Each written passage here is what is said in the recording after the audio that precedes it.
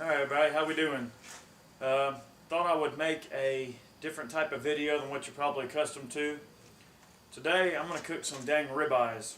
Alright, I'm going to show you how I cook ribeyes. Most important step is to have a beer, okay? Because if you're a guy and you're grilling out meat and you don't have a beer in your hand, you're not doing half your job. Alright?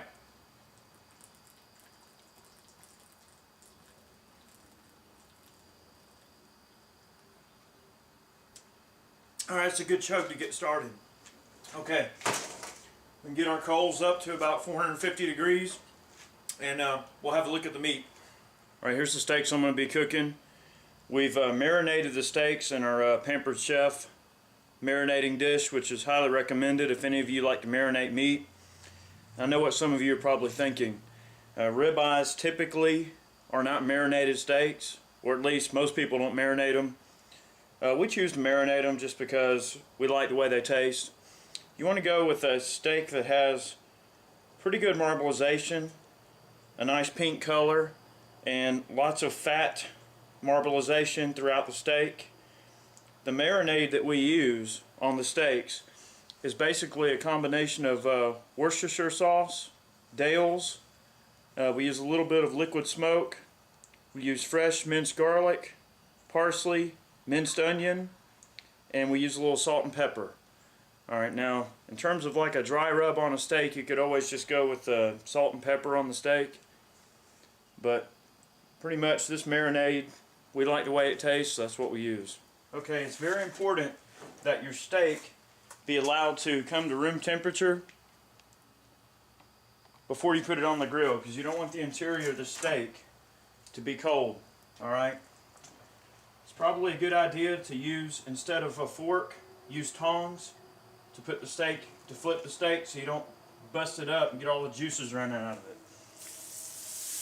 Once your grill about 400 degrees, we're going to set them on here and allow them to cook for about 3 minutes, and then we're going to flip them.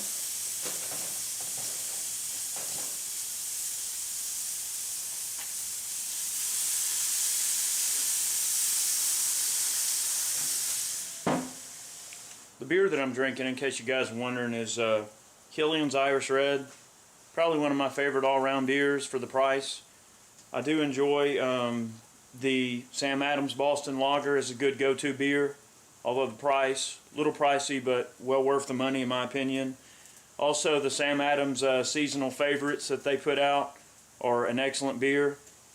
This is probably my overall go-to beer. It's got a good flavor.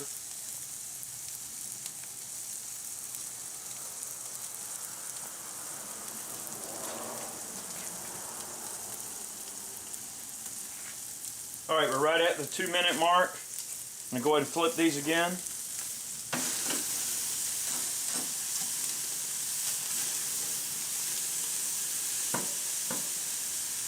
These are pretty thick steaks. Got a little bit of charring right there, that's fine. I don't mind that one bit.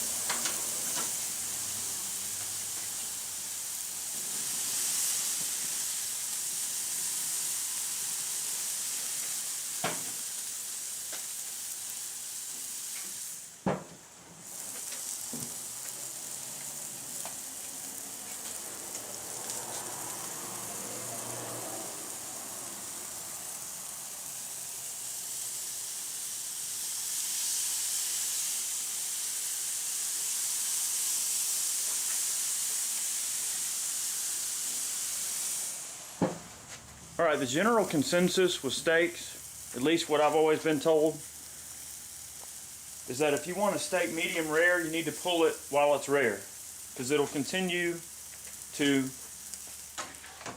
hold heat as it's going to the table or as it's sitting waiting to be served. So since I want these medium rare, I'm going to go ahead and pull them now. We got good grill marks, we got good charring on the fat, which is at least what I expect out of them. Decent grill marks. And we'll have a look at one and see how they look to us, how it tastes. And then, you know, if they need to go a little longer, just toss them back on the grill. But this is the way that I do ribeyes, and, you know, not claiming to be an expert by any means. I'm not an expert chef. I just throw meat on the grill, you know what I mean? So we'll have a look at these and see how they look to us. Oh yeah. Be a dang good steak there. Got a nicely cooked ribeye. Let's cut it open, check it out, see what it looks like. That's perfect. That's the ideal consistency I like my ribeye cooked to. That's probably more medium than it is medium rare.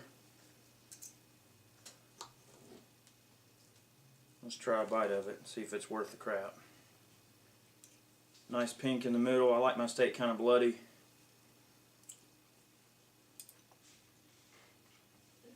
That's good. That's real good.